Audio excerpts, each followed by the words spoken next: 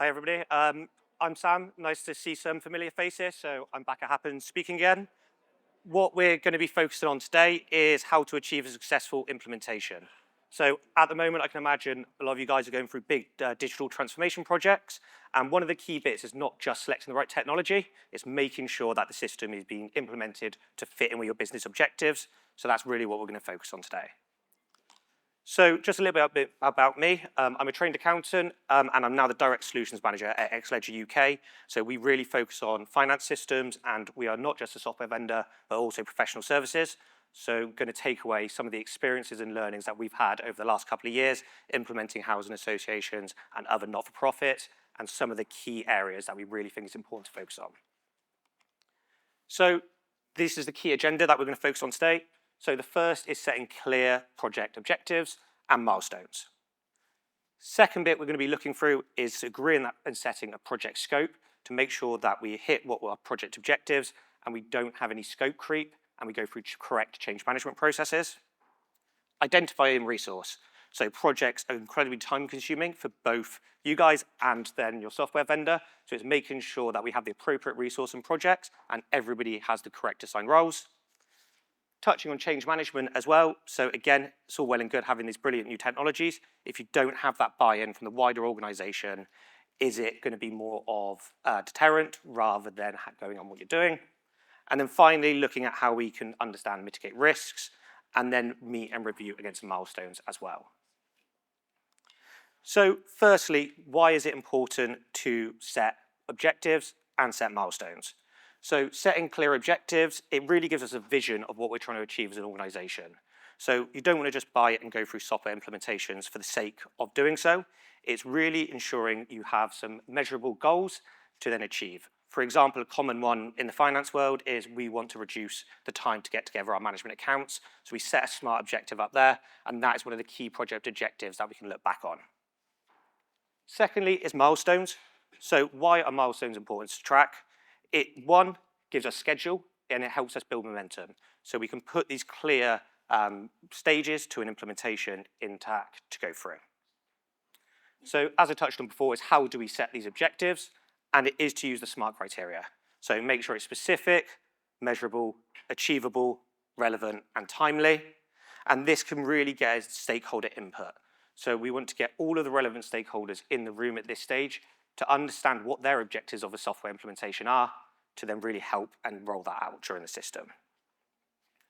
And then the key bit is then set on the milestones.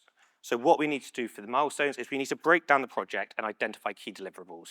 Whether that's then when do we want the system up and ready to be tested, when do we want our end user and user acceptance testing to be, and then when do we actually want the true value to be coming out of that implementation. The next area to really look at is then setting and agreeing a project scope. So firstly, what is a project scope? So the project scope is, importantly, what will be delivered as part of that project, but just as importantly, what won't be delivered during this project.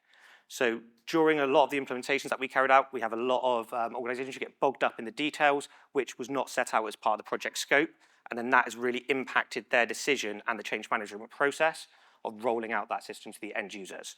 So we really want to keep it focused and in that there, so we only really achieve what we need to.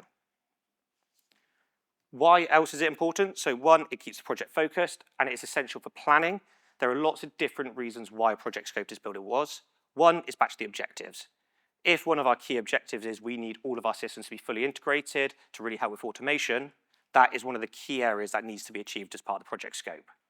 However, with old legacy systems that might have turning off support or their security issues, sometimes we actually just need to get a system in place and usable at that time. So that is then the key objective as part of that project scope in scope one, and then maybe look to do things like integrations, bring in other areas of that project at a later stage as a separate scope. But it's really important to define that scope and get an understanding of what is going to be achieved in the set timeline. It also avoids scope creep. So scope creep is effectively when we're going to be going through the project and then the key stakeholders go, oh, I want this now, I want this now. That actually puts a massive risk to the project from both a budget point of view, because that wasn't originally scoped, and a timeline point of view.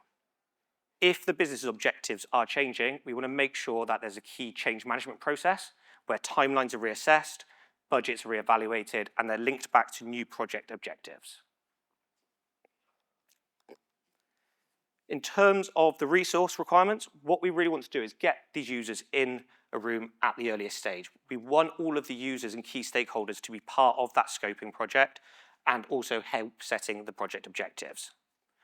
In terms of the resource requirements, lots of different stakeholders can have a say in how the project goes.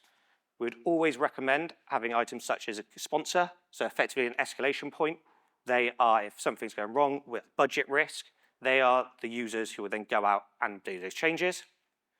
We then always recommend having a project coordinator, a project manager on each project. They are solely responsible for the success of the project. However, we're never normally the technical resource or the subject matter experts that are needed. We want to identify all of the subject matter experts and where they can add value and what they are needing to get out of the project as well in the long term. We would always recommend considering backfill as well. The thing with software implementations, they are a lengthy process and they are going to take time out of your business as usual. The earlier that you can identify BAU risk is the earlier that you can work with specific backfill, get an understanding of what resources can be taken out of the business, and hopefully getting people trained up. We really want the users of the system to be part of the project because ultimately that's going to help their experience in the future with the system. That is not going to be at risk, whereas if you get somebody doing backfill into the system, just a consultant, they're not going to be ones using the system at the end point there, so that's why we'd always recommend backfill in that scenario.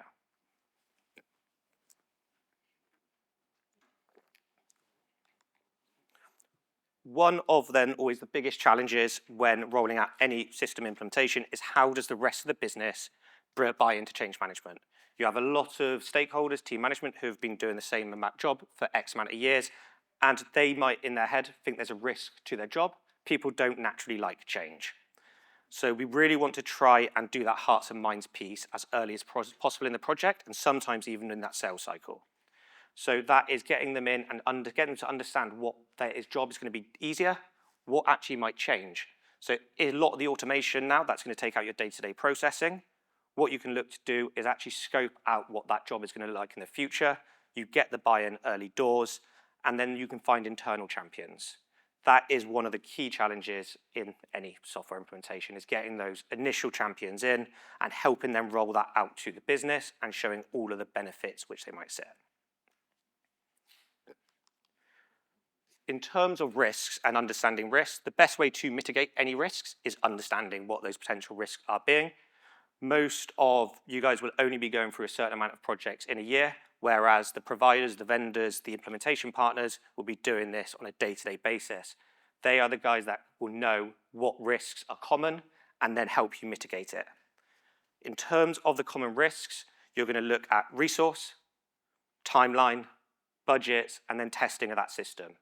It's planning that out early doors and linking it always back to the project scope of how we can then really help support mitigate those risks in the scope.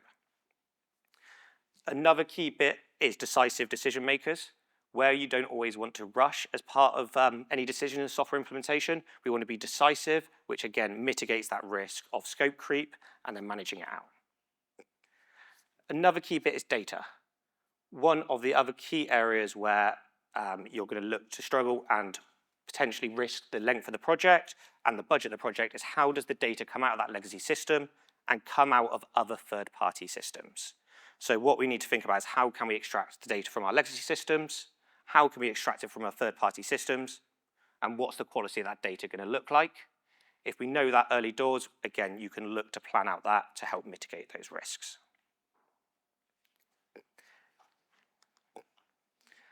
And one then is always review against the project milestones. So whenever we have a milestone hit up, so let's say that's when we want the system to be built, we want to review the success of the project against that milestone. We want to understand if and why we have missed that milestone or what we have done well to make that milestone. This will help the success of the project because users will see progress, they'll be able to get momentum and then understand on how that is going to impact them as well. And I knew this was before lunch, so I thought this would be quick preferably. The best bit is always refer back to the project objectives. So these objectives, again, are really what is the key areas of the success of the project. If the project has hit the project objectives, then you can identify that as a success. So again, if it was about automation, are those integrations built and tested? Yes, that's a tick. Is our purchase ledger up and running? Yes, that's a tick. However, we weren't planning to bring in our fixed assets to the finance system in phase one. That's not been done. Let's not get worked up about it. Let's look to close the project and then move on. So it's always having these meetings afterwards, reviewing the success of the project, and then having those budget tracking as well in there. So yeah, that was kind of very high level over what we have successful implementation. Has anybody got any questions or want to go through anything at a later date? Please just come over to our stand and we'll have conversations.